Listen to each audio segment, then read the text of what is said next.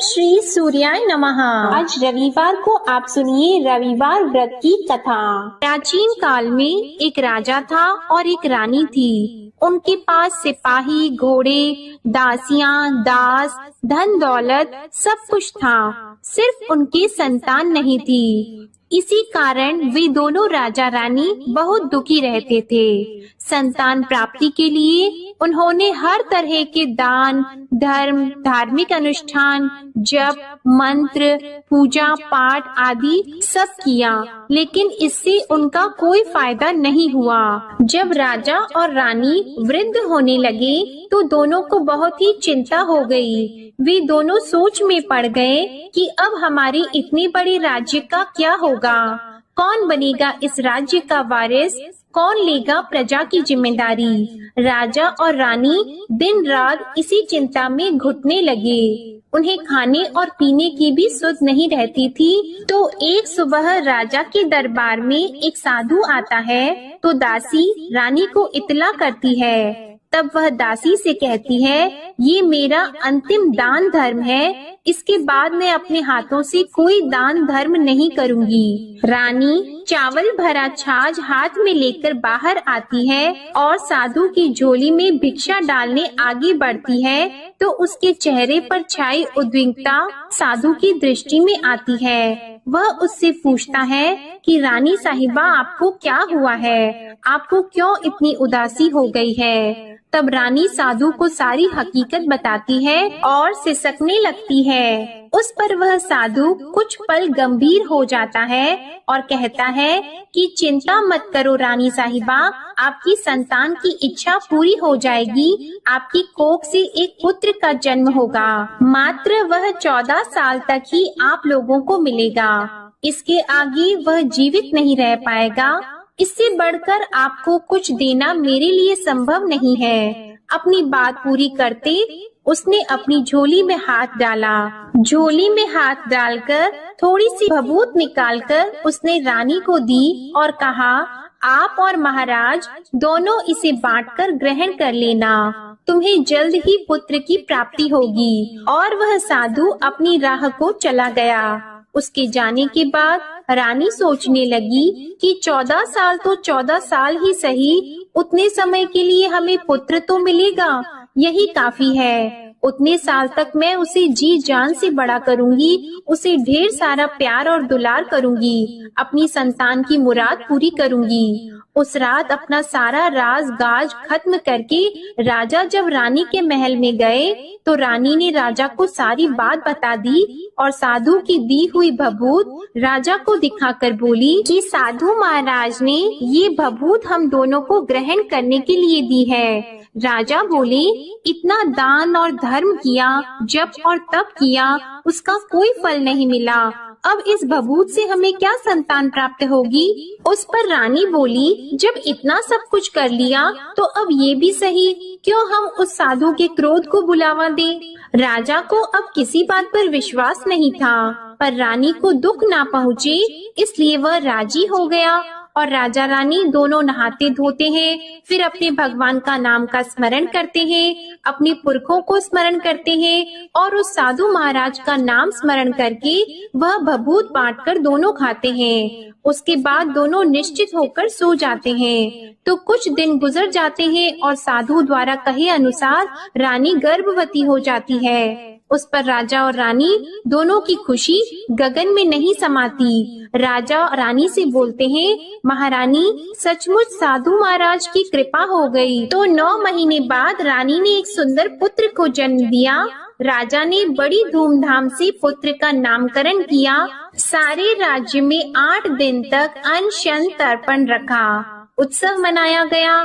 आप पुत्र की कुंडली देखने के लिए राज्य के सबसे विद्वान पंडित जी को बुलाया गया। जो कुंडली देखकर पंडित जी बड़े चिंतित हो गए, कहने लगे, महाराज हमारा राजपुत्र सिर्फ 14 साल तक हमारे पास रहेगा। राजा को इस बात की भनक तो थी ही, रानी को भी साधु महाराज की बात याद थी। दोनों चुप रह जाते हैं।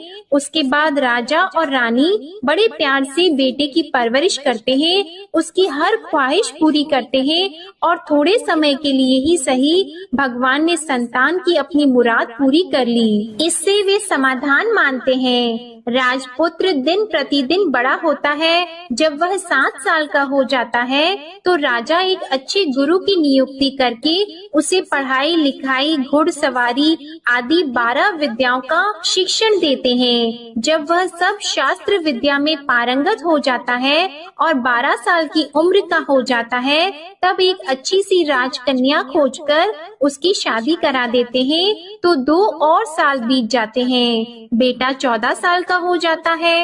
एक दिन राजपुत्र राजा से बोलता है, पिताजी, मैं अपना सारा राज्य घूमकर देखना चाहता हूँ। आज तक मैंने सिर्फ इस रजवाड़े के अतिरिक्त कुछ देखा नहीं है।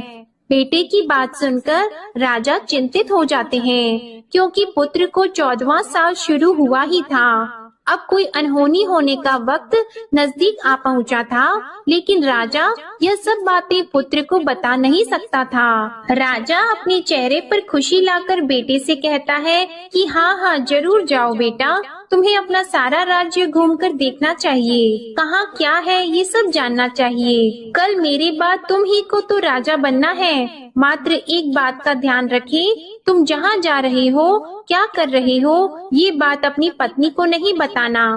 पुत्र कहता है, ठीक है पिताजी, आपने जो कहा है मैं वैसा ही करूँगा। राजपुत्र दिन भर अपनी पत्नी के साथ रहता है, खुशियाँ मनाता है और रात को 12 बजे वह उठकर बाहर चला जाता है। फिर सुबह होने से पहले वापस अपने महल में आकर सो जाता है। ऐसा बहुत दिनों तक चलता रहा और पुत्र का 14वां साल खत्म होने में कुछ ही दिन बाकी रहे थे। इतने में उसकी पत्नी यानी छोटी रानी रात में जाग जाती है। वह देखती है कि बिस्तर पर राजपुत्र नहीं है। वह महल में सब जगह देखती है तो राजपुत्र कहीं भी नजर नहीं आते। तो वह क्या करती, किससे कहती? वह चुपचाप रहती है। फिर वह सुबह होने पर देखती है कि उसका पति अपनी जगह सोया हुआ है। वह पति से कुछ नहीं पूछती है, लेकिन दूसरी रात भी जब वैसा ही होता है, तीसरी और चौथी रात और कुछ दिनों तक ऐसा ही चलता रहता है, तब रानी बहुत ही चिंतित हो जाती है। उसके मन में ढेर सारे सवाल उठते हैं, लेकिन उसे पूछने में डर लगता है। शायद पति गुस्सा कर बैठे। सास ससुर से पूछने के बारे में सोचा तो उसकी कुल मर्यादा बीच में आ जाती थी। तो इस तरह वह मन ही मन घुटती रहती थी। इस हालत में उसे खाने पीने में दिलचस्पी नहीं होती थी। वह दुबली पतली हो जाती है। तो उस राज्य में फूल बेचने वाली एक बूढ़ी मालिन थी। वह हमेशा छोटी रानी को फूल देने उसके महल में आती थी। उस बुढ़िया का ध्यान छोटी रानी पर पड़ जाता है। वह उससे पूछती है, बेटी, तुम्हें किस बात का दुख है? तुम इस तरह सूख कर कांटा क्यों बनी हो? उस पर रानी कहती है, क्या बताऊं तुम्हें अम्मा, तुम्हारा राजपुत्र हर रात्रि को बाहर चला जाता है और सुबह वापस लौट कर आ जाता है। वह कहाँ जाता है, क्या करता है, यह सोच सोच कर मैं अन्न जल ग्रहण नहीं कर पाती हूँ और सूख सूख कर इस तरह कांटा बन रही हूँ। बुढ़िया सब बात सुनकर उसे एक उपाय बताती है कि बेटा ऐसा करना, आज रात को तुम सोना मत, उसके पीछे जाकर देखना कि वह कहाँ जाता है, क्या करता है और उसकी अच्छी तरह से पहरेदारी करना। तो छोटी रानी बोली कि अगर मुझे नींद आ गई तो बुढ़िया बोली कि तुम्हें नींद न आए इसलिए एक काम करना, अपने बाएं हाथ की उंगली में एक जख्म कर देना, उस पर थोड़ी सी मिर्ची छिड़कना, उससे तुम्हें बड़ी जलन होगी और उस पीड़ा से तुम्हें रात भर नींद नहीं आएगी। रानी बुढ़िया के कहे अनुसार वही करती है। उंगली की जलन से उसे बड़ी देर तक नींद नहीं आती, लेकिन बाद में वो सो जाती है। दूसरे दिन सुबह बुढ़िया फूल लेकर उसके महल में पहुँचती है और पूछती है, क्या हुआ बेटी, क्या तुम देख पाई कि पति कहाँ जाता है? रानी कहती है, नहीं अम्मा, पहले कुछ समय जलन के कारण मुझे नींद नहीं आई, पर कुछ देर के पश्चात मैं सो गई। बुढ़िया कहती है, कोई बात नहीं, आज तुम उंगली पर पहले से थोड़ा बड़ा जख्म करना और ज्यादा मिर्च लगाना। तो रानी ने वैसा ही किया।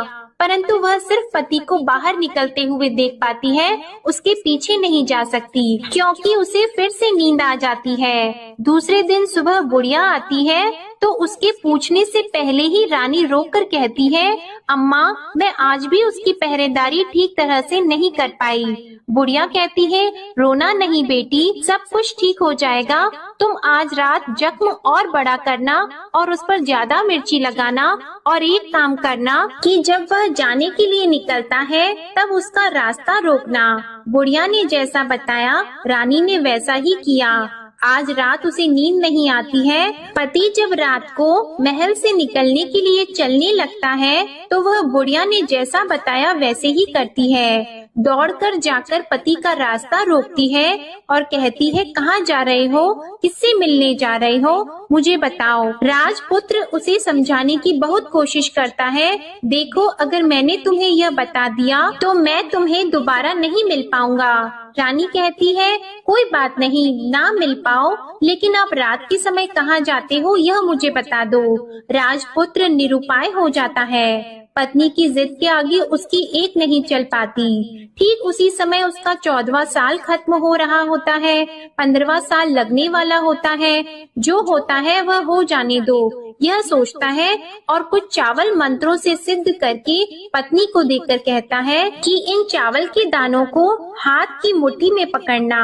पहले दाएं हाथ में पकड़े चावल मेरे ऊपर फेंकना, मैं कौन हूँ तुम्हें पता चल जाएगा। बाद में बाएं हाथ में पकड़े चावल मेरे ऊपर फेंकना, मैं जैसा था तुम्हें मिल जाऊंगा। लेकिन यदि तुम बाएं हाथ के चावल मेरे ऊपर फेंकना भूल गई तो मैं तुम्हें कभी नहीं मिल पाऊंगा। रानी ने कहा, नहीं भूलूंगी। रानी बड़े आत्मविश्वास के साथ यह कहकर दाएं हाथ में पकड़े चावल पति के ऊपर फेंक देती है तो राजपुत्र एकदम एक विशाल घोड़ा बन जाता है। एकदम उम्दा सफेद गर्दन पर लंबी अयाल देखते देखते वह तेजी से दौड़ने लगता है।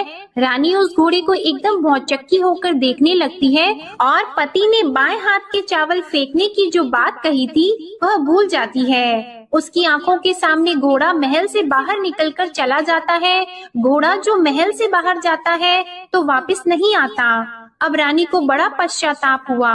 वह स्वयं को कोसने लगती है, लेकिन अब उसका कोई फायदा नहीं होने वाला था। राजपुत्र अब वापस नहीं आने वाला था। सुबह होते ही महाराजा को सब बात पता चली। उन्हें बहुत दुख होता है।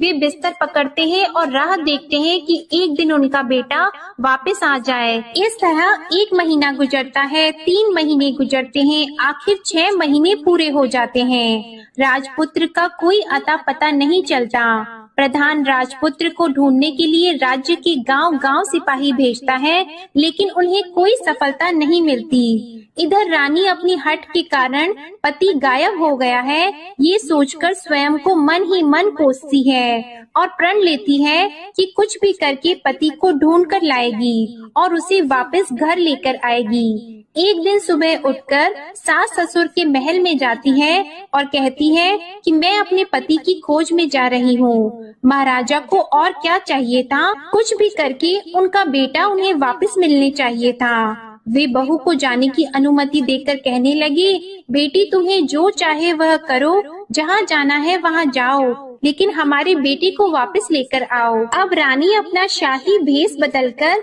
एक सेठानी बन जाती है। कुछ दासियों को, कुछ नौकरों को साथ ले लेती है, कुछ सामान साथ ले लेती है और राज्य की सीमा पर जाकर वहाँ एक भोजनालय खोल देती है। वहाँ आने वाले सब यात्रियों को खाना मुफ्त में देने लगती है। मात्र एक शर्त रखी कि खाने वाले को उसकी देखी हुई कोई अजीब चीज उसकी मालकिन को यानी राजकन्या को बतानी पड़ेगी। तो वहाँ आने वाला हर नागरिक अपनी तरफ से मैंने ये देखा, मैंने वह देखा कहकर वहाँ से मुफ्त खाना खाकर जाता था। परंतु रानी को जो बात चाहिए थी वह अब तक नहीं मिली थी। ऐसे ही कुछ दिन बीत गए तो रानी के महल में फूल लेकर जाने वाली बुढ़िया के एक बेटा और बहू थे।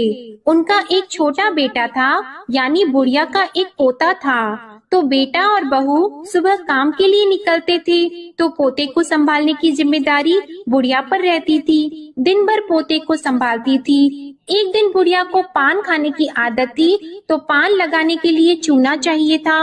वह उसे तैयार करने के लिए सीपी लेकर आई। इन सीपियों को भूनने के लिए गोबर के कंडे चाहिए थे।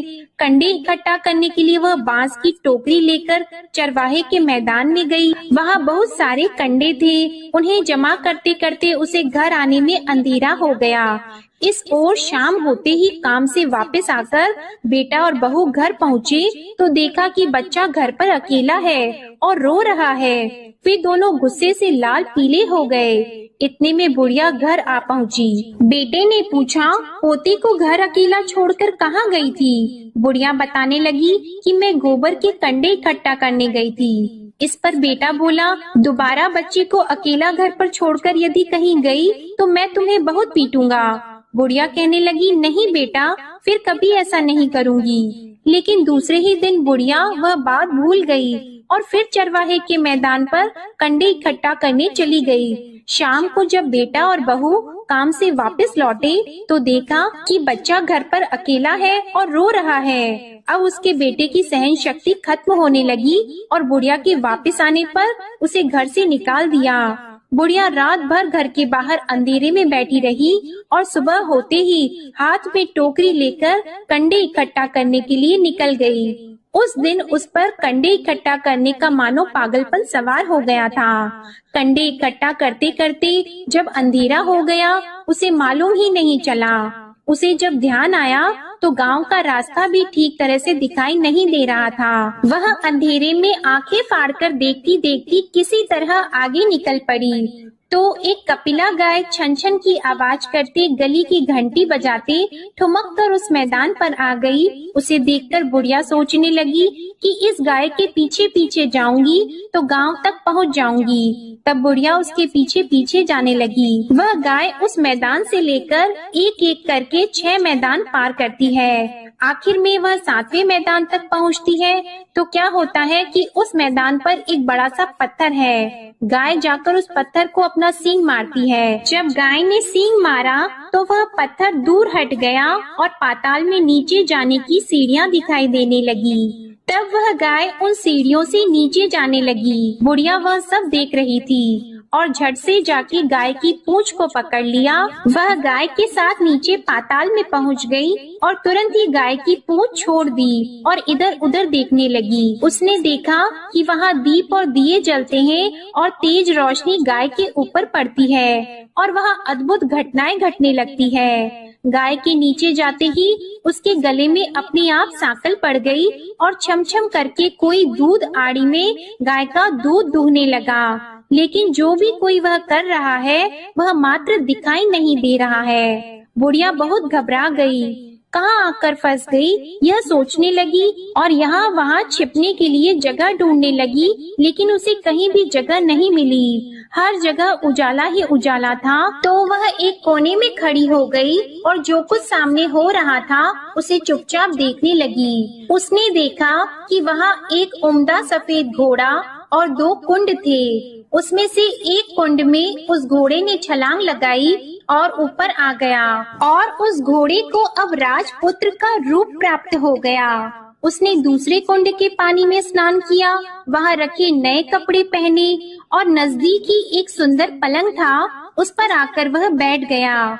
उसके सामने अपने आप 5 पकवानों की थाली आ गई, दूध की एक प्याली भी आ गई, 5 सुपारी आ गई। उसके सामने एक दिया जलता रहा और राजपुत्र ने खाना खाया, पानी पिया, 5 सुपारी खाई और बिस्तर पर लेट जाने से पहले सूर्य देव का स्मरण करके सामने जलते हुए दिए से पूछा, हे दीपंकर, मेरे माता पिता क्या कर रहे हैं? दिया बताने लगा, बेटे के शोक में डूबे हैं। राज कौन संभाल रहा है? तो उसने बोला कि राज्य प्रधान संभालते हैं। उसने पूछा कि मेरी पत्नी क्या करती है? तो दिए ने बोला कि उसने चौराहे पर भोजनालय शुरू किया है और आते जाते लोगों से वह नई खबर के बारे में पूछती रहती है। दिए के यों कहते ही राजपुत्र कहने लगा कि ठीक है। उसके बाद वह सो गया बुढ़िया कोने में खड़ी हुई सब देख रही थी। ऐसी अद्भुत घटना उसने जिंदगी में पहली बार देखी थी। उसे अंदर ही अंदर चुलबुलाहट होने लगी। वह अपनी भूख प्यास भूल गई और आगे क्या होता है कि उसे उत्सुकता से देखने लगती है। लेकिन उसके बाद और कुछ घटनाएं नहीं घटती। रात गुजर गई और सुबह हो गई। पलंग पर सोया हुआ राजपुत्र उठा और फिर से पहले वाले कुंड में छलांग लगाई। तो अब वह फिर से घोड़ा बनकर कुंड से बाहर आ गया। वह तेजी से उच्च पाताल नगरी से बाहर निकल गया, लेकिन वह कहाँ गया बुढ़िया को कुछ पता नहीं चला। उसके बाद पिछली रात की तरह कोई उस गाय को छमछम करके दूध दोहने लगा। जैसे ही दूध दोहना खत्म हुआ, उसके गले की सांकल अपने आप खुल गई और वह गाय तेजी से ऊपर जाने लगी, सीढ़ियों की ओर भागने लगी। गाय को दौड़ता देखकर बुढ़िया सोचने लगी कि अब गाय के साथ यहाँ से ऊपर जाना ही समझदारी होगी, नहीं तो कोई मुसीबत आकर उसके ऊपर टपक जाएगी। झट से उसने गाय की पूंछ पकड़ ली और गाय के साथ ऊपर आ गई। गाय जब मैदान में पहुंची तो उस सुरंग का रास्ता अपने आप बंद हो गया और उसके मुंह पर एक बड़ा सा पत्थर पहले की तरह खड़ा हो गया। ऊपर आकर वह गाय जंगल की ओर निकल गई। इधर बुढ़िया एकदम बावली सी हो गई। उसने पाताल नगरी में जो कुछ देखा था वह जल्द से जल्द किसी को बताने के लिए उतावली हो गई। उसे एकदम याद आया कि नगर की सीमा पार कोई औरत भोजनालय चलाती है और नई बात बताने वालों को अच्छा खाना पीना मुफ्त में देती है। वह सोचने लगी कि क्यों न मैं ये बात उस औरत को जाकर बताऊं। यदि उसे ये बात पसंद आ गई तो बाकी जीवन खाने पीने की झंझट से मुक्ति मिल जाएगी। बुढ़िया ने मन में तय किया और तुरंत उस भोजनालय के द्वार पर टंगे नगाड़े के सामने खड़ी हो गई और जोर जोर से नगाड़ा बजाना शुरू कर दिया। नगाड़े का इस तरह शोर सुनकर मालकिन यानी छोटी रानी मन में प्रसन्न हो जाती है कि शायद कोई बड़ी बात लेकर यहाँ आया है। रानी सिपाहियों को आदेश देती है, जाइए और जो कोई आया है उसकी अच्छी तरह खातिरदारी कीजिए। आदेश पाते ही सिपाही नीचे दौड़ गए तो एक बुढ़िया नगाड़ा बजा रही थी। उन्होंने पूछा, क्यों नहीं बुढ़िया, क्या हुआ, क्यों नगाड़ा बजा रही हो? बुढ़िया बोली, कुछ नहीं बेटा, यहाँ खाना मिलता है ना, इसलिए आई हूँ। खाना चाहिए मिलेगा, लेकिन तुझे कोई नई बात बतानी पड़ेगी। हाँ बताऊंगी, एक बात मालूम है मुझे। इस पर सिपाही उसे अंदर लेकर गए। उनको मालकिन का आदेश था कि जो कोई बूढ़ा बुजुर्ग वहाँ आए उनके साथ अच्छी तरह पेश आना, उनका अच्छे से आदर सत्कार करना। तो सिपाही ने उस बुढ़िया का भरपूर आदर सत्कार किया। यह उसे बड़ी सिद्ध थाली भरकर व्यंजन परोसते हैं। बुढ़िया कुछ दिनों से भूखी थी, वह खाने पर टूट पड़ी। खाना खाने के बाद सिपाही ने उसे नई साड़ी पहनने को दी। उसके बाद उसे लेकर रानी के पास आए। बुढ़िया और रानी ने तुरंत एक दूसरे को पहचान लिया। तब रानी ने बुढ़िया से कहा कि अम्मा अब बताओ तुमने क्या नई बात देखी है? नई बात? मैंने कोई नई बात नहीं देखी है। बुढ़िया बोली, वह तो मेरे पास तुम्हें देने के लिए खाने के पैसे नहीं थे, इसलिए मैंने झूठ कहा और नगाड़ा बजाया। रानी ने कहा, अम्मा घबराना नहीं, मैं किसी को तुम्हारा नाम नहीं बताऊंगी। फिर भी बुढ़िया ने कहा कि मेरे पास कोई नई बात नहीं है। इस पर रानी ने उससे कहा, देखो अम्मा, यदि तुमने मुझे वह नई बात बताई तो जिंदगी भर मैं तुम्हारी देखभाल करूंगी और तुम्हें रानी माता की तरह रखूंगी। अब बुढ़िया बताने को तैयार हो गई। उसने जो कुछ उस चारागाह वाले मैदान पर देखा था वह सब कुछ कुंवर रानी को बता दिया। बुढ़िया की वे बातें सुनकर कुंवरनी को यकीन हो गया कि वह राजपुत्र उसी का पति है। वह तुरंत बुढ़िया से कहने लगी कि अब माँ मुझे उस जगह पर ले चलो। तब बुढ़िया बोली, नहीं बेटी, वह पाताल राज्य है, सांप है। यदि किसी ने तुम्हें देख लिया तो तुम्हारी जान खतरे में पड़ सकती है। लेकिन रानी उसकी एक भी नहीं सुनती, उसे उस जगह ले जाने के लिए हठ करने लगी। आखिर में बुढ़िया ने उसका कहना मान लिया और कहने लगी, ठीक है, मैं तुम्हें वहाँ ले जा सकती हूँ, पर आज नहीं, कल वहाँ जाना है तो शाम को ही जाना होगा। तो दूसरे दिन दोपहर को रानी बुढ़िया के साथ उस मैदान पर गई और एक जगह छुपकर गाय के आने की राह देखने लगी। दिन ढलते ही अंधेरा गिरने लगा और गाय हमेशा की तरह वहां आ गई। मैदान के उस कोने में जाकर उसने पत्थर पर सींग मारा तो छत से पत्थर हटकर वहां सुरंग में जाने का रास्ता खुल गया। गाय उस रास्ते से नीचे उतरने लगी तो बुढ़िया रानी से कहने लगी, जल्दी आगे बढ़ो, हम गाय की पूंछ पकड़कर नीचे उतरेंगे। तो दोनों गाय की पूंछ पकड़कर नीचे उतर गईं। बुढ़िया पहले जिस कोने में छिपी थी उस कोने में छिप गई। अब नीचे सब कुछ पहले जैसा घटित हो रहा था। गाय के गले में अपने आप सांकल पड़ गई। कोई अदृश्य रूप से उसका दूध दोहने लगा। एक सफेद उम्दे घोड़े ने आकर एक कुंड में छलांग लगाई तो राजपुत्र के रूप में ऊपर आया।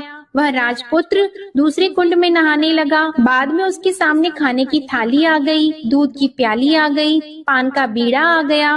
राजपुत्र सब ग्रहण करके सोने के लिए पलंग पर गया तो सोने से पहले सूर्य देव का स्मरण करके वह दिए से पूछने लगा, दीपांकर, मेरे माता पिता क्या कर रहे हैं? तो दिया कुछ जवाब नहीं देता बल्कि वह बुझने लगता है। तब राजपुत्र को कुछ घटित हुआ है इसका संदेह हो गया।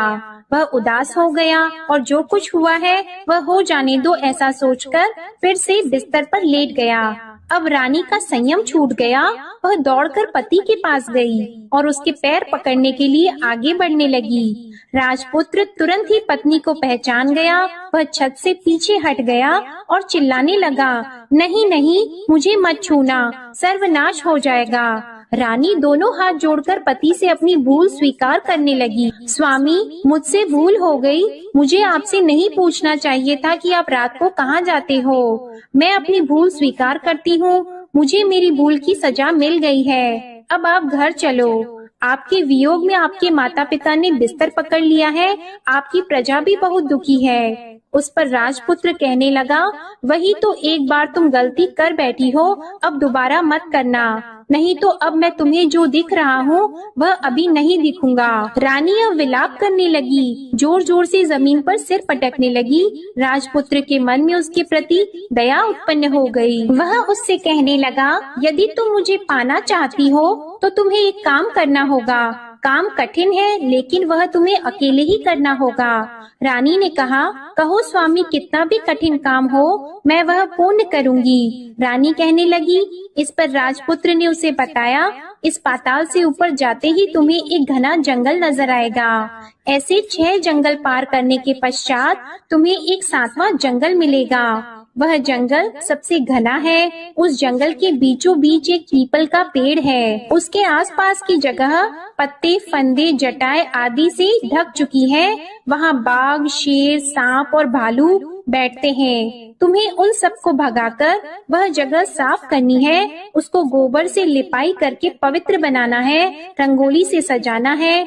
उसके बाद वहाँ धूप, कपूर, अगरबत्ती जलानी है। फूल और कुमकुम से पेड़ की पूजा करनी है। दूध और दही से बने चावल का भोग चढ़ाना है। ये सब तुम्हें दोपहर को 12 बजे से पहले करना है। 12 बजने के समय तुम्हें उस जगह पर बैठकर सूर्य भगवान का ध्यान करना है। ठीक 12 बजे सूर्य भगवान का रथ वहाँ उतरेगा। वे सब देखकर खुश हो जाएंगे और कहेंगे कि जिस किसी ने भी ये सब किया है उसे मैं मनचाहा फल दूंगा। तो तुम सामने जाकर उसके रथ का दाहिना घोड़ा मांगना, मैं तुम्हें मिल जाऊंगा। इतनी बात कहकर राजपुत्र अपने पलंग पर सो गया और छोटी रानी भोर होने की राह देखने लगी। भोर होते ही वह बुढ़िया के साथ गाय की पूंछ पकड़कर ऊपर आ गई। ऊपर आने के बाद वह बुढ़िया से कहने लगी, अम्मा, अब मैं अकेले ही आगे जाऊंगी, तुम भोजनालय वापस चली जाओ। वह जंगल में जाकर राजपुत्र की बताई जगह ढूंढने लगी और स्वयं आरी से वह जगह साफ कर दी। बाद में राजपुत्र ने जैसे बताया वैसे ही लिपाई पोताई करके वापस आ गई। दूसरे दिन सुबह होने से पहले उठी और जंगल में उस जगह पहुंची। वहां जाकर इत्र और गुलाब का पानी छिड़ककर उस जगह सुगंधित धूप अगरबत्ती जलाकर उसे पवित्र किया और पूजा की सब सामग्री वहां तैयार कर सूर्य भगवान का ध्यान करके बैठ गई। जैसे कि पति ने बताया था कि दोपहर को ठीक 12 बजे सूर्य भगवान का रथ उस पीपल के पेड़ पर आकर रुका है। सूर्य भगवान ने जब रथ से नीचे देखा तो सुगंधित वातावरण देखकर वे बहुत प्रसन्न हो गए। फिर वे बोले, जिस किसी ने यह काम किया है वह यहाँ आकर आज मुझसे कुछ भी मांगे मैं उसे दे दूंगा। रानी ने जब ये शब्द सुने तो बिना समय गवाए दौड़कर उनके सामने आ गई और उनको साष्टांग नमस्कार करके बोली, भगवान वह मैं ही हूँ, मैंने ही यह जगह साफ की है। अच्छा, तो तुम्हें जो चाहिए वह मांगो। भगवान, मुझे आपके रथ का दाहिना घोड़ा चाहिए। सूर्य भगवान बोले, नहीं नहीं, मैं तुम्हें और कुछ भी दे सकता हूँ, लेकिन यह घोड़ा नहीं दे सकता। मेरे रथ के 12 घोड़े हैं, तुम चाहो तो कोई और घोड़ा मांग लो, लेकिन यह दाहिना घोड़ा नहीं, वह मैं तुम्हें नहीं दे सकता। छोटी रानी ने एक नहीं सुनी, वह सूर्य देव से एक ही बात कह रही थी, वही दाहिना घोड़ा दे दीजिए, नहीं तो मैं आपके पैरों में गिरकर अपनी जान दे दूंगी। अब सूर्य देव धर्म संकट में पड़ गए। उन्होंने वचन दे दिया था, अब अपने वचन से पलट भी तो नहीं सकते थे। ठीक है, दे दिया तुम्हें घोड़ा, सूर्य देव ने कहा। फिर एक बात और भी कही, देखो मैंने तुम्हें घोड़ा तो दे दिया है, लेकिन वह तुम्हें यहाँ नहीं मिलेगा, तुम्हें उसे पाताल में जाकर लाना होगा। रानी बोली, पाताल में ही क्यों भगवान, मैं उन्हें पाने के लिए कहीं भी जा सकती हूँ। रानी को वचन देकर सूर्य देव अपने मार्ग को चले गए और इधर रानी जंगल से अपने भोजनालय में आ गई। फिर वह बुढ़िया को लेकर उस मैदान पर आ गई और जल्दी ही शाम हो गई। शाम होते ही वहाँ वह गाय आ गई और उसने सींग मारकर सुरंग का पत्थर हटाया और नीचे उतरने लगी। रानी और बुढ़िया जल्दी जल्दी उसकी पूंछ पकड़कर नीचे उतर गईं। नीचे पाताल में सब घटनाएं पहले की तरह ही घटने लगी। घोड़े का एक कुंड में नहाकर राजपुत्र बन जाना, नहा धोकर पलंग पर जाकर बैठना, तो उसे खाने की थाली, दूध की प्याली आना, पान का बीड़ा आना। लेकिन आज एक नई बात घटी। आज 2-2 थाली, 2-2 दूध की प्याली और 2-2 पान के बीड़े उसके सामने आए। वह कुछ नहीं बोला। अपने हिस्से की थाली खाकर, दूध पीकर और पान का बीड़ा चबाकर वह सोने चला गया और हमेशा की तरह दिए से पूछने लगा, दिए दिए दीपंकर, मेरे माता पिता क्या करते हैं? दिए ने बताया, वे दोनों तुम्हारे शोक में मरने की स्थिति में पहुंच गए हैं। ऐसा? झट से उसकी आंखों में आंसू टपकने लगे। फिर वह पूछने लगा, दिए दिए दीपंकर, मेरा राज्य कौन चला रहा है? तुम्हारा राज्य प्रधान चला रहा है और वह सब कुछ हड़प चुका है। वह प्रजा पर बहुत अत्याचार कर रहा है। यह सुनकर राजपुत्र को बहुत गुस्सा आया। वह गुस्से से अपनी मुट्ठी भींचने लगा। अब वह पूछने लगा, दिए दिए दीपंकर, मेरी पत्नी क्या कर रही है? अब दिया कुछ नहीं बोला और चुप रहा। अब रानी का संयम जवाब दे गया। वह दौड़कर पति के गले लग गई। अब मैं तुम्हें मिल गया। राजपुत्र कहने लगा, सच कहते हो? अब आप फिर से घोड़ा तो नहीं बनोगे ना?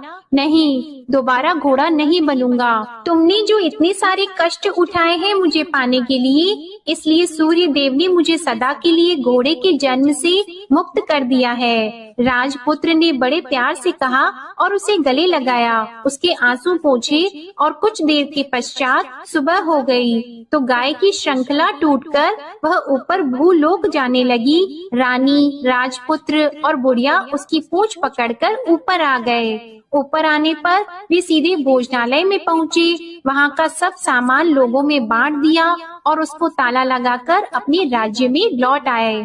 राजपुत्र वापस आता है और उसके तेवर देखकर प्रधान घबरा जाता है। राजपुत्र ने उसे बंदी बनाकर कैद खाने में डाल दिया और राज्य की बागडोर अपने हाथ में ले ली। उसके बाद वह अपने माता पिता को मिलने उनके महल में गया। तब राजपुत्र क्या देखता है कि उसके माता पिता उसके शोक में अस्थि पंजर बने हुए हैं। पुत्र को वापस आया देखकर मरणासन राजा रानी की आंखों से टप टप आंसू बहने लगे। इन दोनों ने पुत्र को गले लगा लिया, उसे प्यार से सहलाया और इतना होने के बाद उनकी सेहत में एकदम सुधार आने लगा। वे अब बिस्तर से उठकर बैठ गए हैं, पुत्र को आशीर्वाद देने लगे हैं। राजपुत्र के आने की खबर तुरंत ही राज्य में फैल गई। प्रजा खुशी से फूली नहीं समाई। प्रजाजन राजमहल के सामने इकट्ठा हो गए। राजपुत्र ने भी उन्हें दर्शन दिए और आज से उन्हें कोई दुख नहीं पहुंचाएगा, ऐसा वचन भी दिया।